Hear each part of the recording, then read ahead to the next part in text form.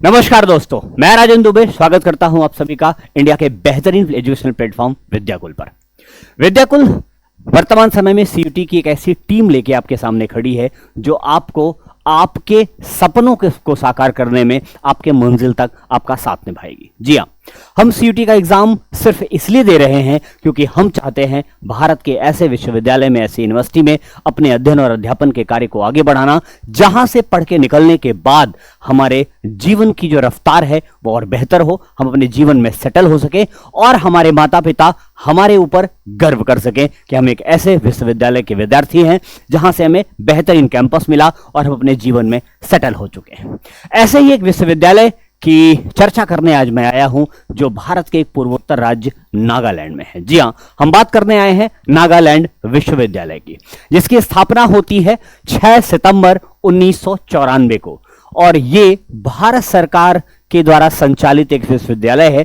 तो ये एक केंद्रीय विश्वविद्यालय है, न कि राज्य विश्वविद्यालय। इसका हेडक्वार्टर लुमामी, जी हां, जुनहेबेटो जिले में है, जो कि नागालैंड का एक बहुत ही प्रसिद्ध जिला है।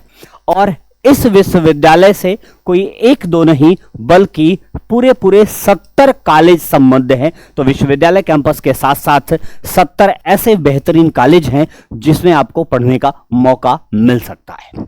तो आइए इस विश्वविद्यालय के बारे में थोड़ा सा डिस्कशन करें कि अगर इस विश्वविद्यालय में आप अंडर ग्रेजुएशन का कोर्स करना चाहते हैं, ग्रेजुएशन का कोर्स करना चाहते हैं, तो आखिर क्या स्थिति होगी उसकी। जी हां, अगर आप स्नातक का कोर्स करना चाहते हैं तो स्नातक के कौन कौन से स्ट्रीम अवेलेबल हैं यहाँ पे। तो यहाँ BA bachelor of art, BSc bachelor of science, BCom bachelor of commerce, BBA, BCA, BTech, BEd, LLB, BSc और नर्सिंग और बीवॉक की जो है फैसिलिटी उपलब्ध है। इसका मतलब कि इस विश्वविद्यालय में ग्रेजुएशन के इतने कोर्सेज जो है उपलब्ध है और इन सारे कोर्सेज में एडमिशन लेने के लिए आपकी जो योग्यता होगी वो 10+2 मतलब आप कक्षा 12 उत्तीर्ण हो, तब इस विश्वविद्यालय में ग्रेजुएशन की डिग्री के लिए, ग्रेजुएशन की पढ़ाई के लिए आप एडमिशन ले सकते हैं। और जो पिछले सीयूईटी के एग्जाम हुए, इनमें एडमिशन सीयूईटी के एग्जाम के माध्यम से ही संभव है। और अगर सीयूईटी के एग्जाम की बात करें तो सीयूईटी के एग्जाम में 250 नंबर में कितने नंबर की तक पहुंच आपकी जरूरी है किसी भी कोर्स में एडमिशन के लिए। तो BA, BSc, BCom, BTech, BCA जैसे कोर्सेज में एडमिशन करने के लिए, लेने के लिए अगर आप सामान्य वर्ग के विद्यार्थी हैं तो आपकी कट ऑफ जो है वो 180 से 230 के बीच में रहती है, अंडर 250 में। और अगर आप इन्हीं सारे कोर्सेज में एडमिशन लेना चाहते हैं तो अलग अलग कोर्सेज से बीए की कट ऑफ अलग होगी, बीएससी की अलग होती है, बीकॉम की अलग होती है। लेकिन अगर एग्रीगेट की बात करें तो हम अदर बैकवर्ड कास्ट और इकोनॉमिक वीकर सेक्शन की बात करें तो इस कैटेगरी की जो कट ऑफ होती है वो 150 से 200 के बीच में होती है। और एससी और एसटी कैंडिडेट की जो कट ऑफ होती है वो 120 से 170 के बीच में होती है। अलग अलग स्ट्रीम में, आर्ट स्ट्रीम में, साइंस स्ट्रीम में, कॉमर्स स्ट्रीम में, अलग अलग स्ट्रीम में अलग अलग कट ऑफ आपको देखने को मिलती है। और बहुत बड़ी बात कि कट ऑफ जो है आपके एग्जामिनेशन के पेपर पर भी डिपेंड करती है कि आखिर एग्जामिनेशन का पेपर किस लेवल का आया, वो लेवल किस प्रकार का था। मतलब सीयूटी के पेपर का जो स्टैंडर्ड है वो बेसिकली कट ऑफ का लेवल सेट करता है और उसी कट ऑफ के आधार पर आपका एडमिशन इन विश्वविद्यालय में होता है और ये नागालैंड विश्वविद्यालय का कट ऑफ है। ओके, अब थोड़ी सी चर्चा हम इसके बारे में और करेंगे कि नागालैंड विश्वविद्यालय, नागालैंड यूनिवर्सिटी भारत के नागालैंड राज्य में है। नागालैंड बेसिकली भारत के पूर्वोत्तर का एक राज्य है। तो अगर आप यहां पर अपने अध्यापन के कार्य को संपन्न करना चाहते हैं तो आपको पूर्वोत्तर में जाके पढ़ना होगा। एक केंद्रीय विश्वविद्यालय है, 6 सितंबर 1994 को इसकी स्थापना हुई और इसकी स्थापना सामान्य तरीके से नहीं बल्कि संसद के द्वारा पारित एक कानून के द्वारा की गई है। किसके द्वारा की गई है? संसद के द्वारा पारित एक कानून के द्वारा की गई है इस विश्वविद्यालय की स्थापना।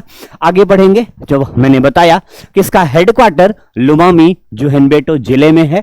अन्य परिषद, इसके और भी सब ऑफिसेज हैं जहां पर यहां काम संपन्न होता है।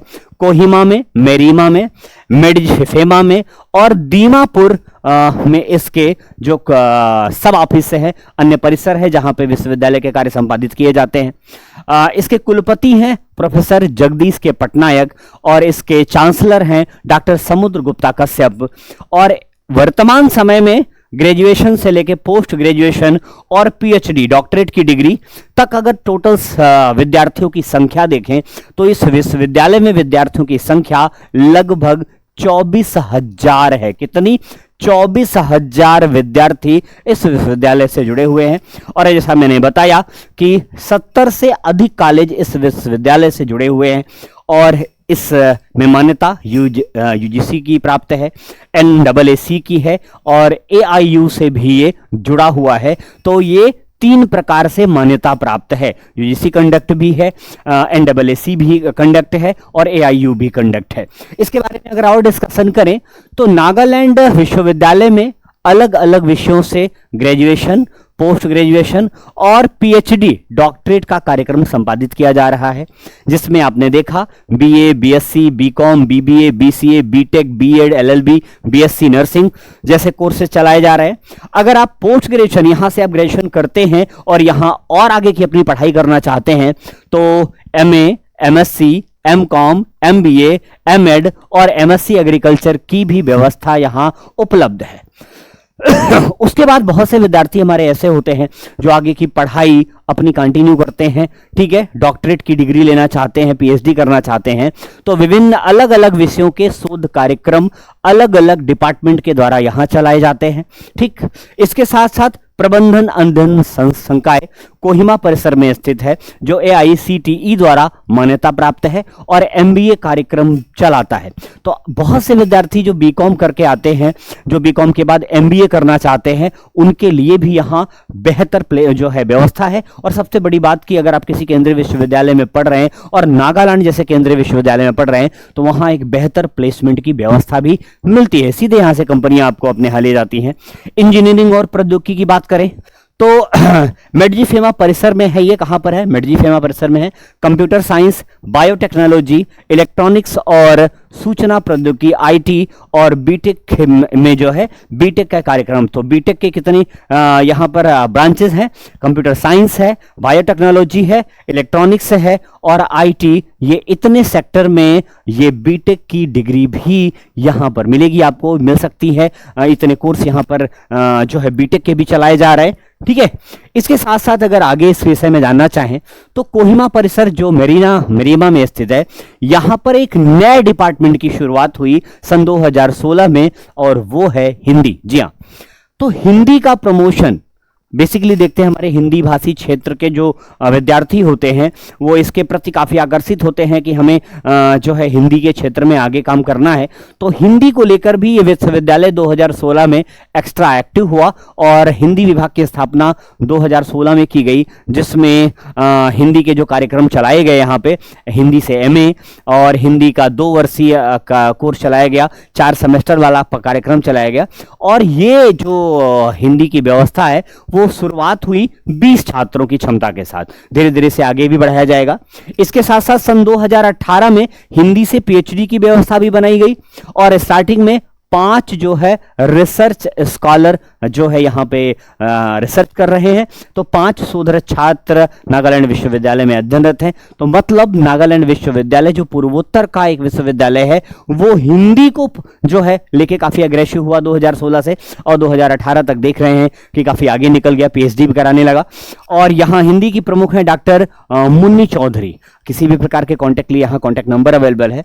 तो इस विभाग का उद्देश्य हिंदी साहित्य का इतिहास, हिंदी भाषा और इसके आधुनिक पहलुओं पर गहन अध्ययन प्रदान करना है। तो पूर्वोत्तर के एक राज्य नागालैंड में जो कि बिल्कुल हिंदी से कटा हुआ क्षेत्र है, वहां हिंदी को लेकर भी काफी प्रोएक्टिव जो है व्यवस्था दिखाई दे रही है। अंतर्राष्ट्रीय रिसर्च फेलोशिप, जो छात्र पीएचडी के हैं, ठीक, उनके लिए देखिए कि पीएचडी छात्र दीपांकर हजारिका को बैटरी प्रौद्योगिकी पर उनके शोध के लिए नॉर्वेजियन दूतावास द्वारा ऊर्जा नवाचार फेलोशिप प्रदान की गई है। मतलब यहां पर अध्ययनरत छात्र को अंतर्राष्ट्रीय स्तर पर भी जो है महत्व दिया जा रहा है, अंतर्राष्ट्रीय स्तर की फेलोशिप दी जा रही है। तो आप समझ सकते हैं कि इस विश्वविद्यालय के जो क्या बोलते हैं पहचान है वो अंतर्राष्ट्रीय बन चुकी है। हिंदी विभाग की पहल क्या है? 10 दिवसीय हिंदी प्रमाण पत्र पाठ्यक्रम का आयोजन किया गया इसमें, जिसमें 100 से अधिक प्रतिभागियों ने भाग लिया। हिंदी पखवाड़ा 2024 के तहत हस्ताक्षर अभियान का आयोजन किया गया। हाशिए पर समाज और हिंदी सिनेमा विषय पर अंतर्राष्ट्रीय संगोष्ठी भी यहां की गई। तो प्रौद्योगिकी नवाचार में हिंदी अधिकारी आशीष कुमार ने हिंदी साहित्य को विभिन्न भाषाओं में प्रस्तुत करने वाला एक बहुभाषी एप्लीकेशन विकसित किया। तो टेक्नोलॉजी के माध्यम से भी हिंदी को प्रमोट किया जा रहा है नागालैंड विश्वविद्यालय में। तो आप समझ सकते हैं कि भारत का एक ऐसा विश्वविद्यालय जो पूर्वोत्तर में स्थित है और संपूर्ण आधुनिक सुविधाओं से लैस है। अब विद्यार्थी अगर यहां अध्ययन करने जाता है तो उसे क्या फैसिलिटी मिलेगी वो देख लेते हैं। सबसे पहले तो किसी विद्यार्थी का अस्त्र शस्त्र होता है उसकी किताबें, और उन किताबों के लिए एक पुस्तकालय है।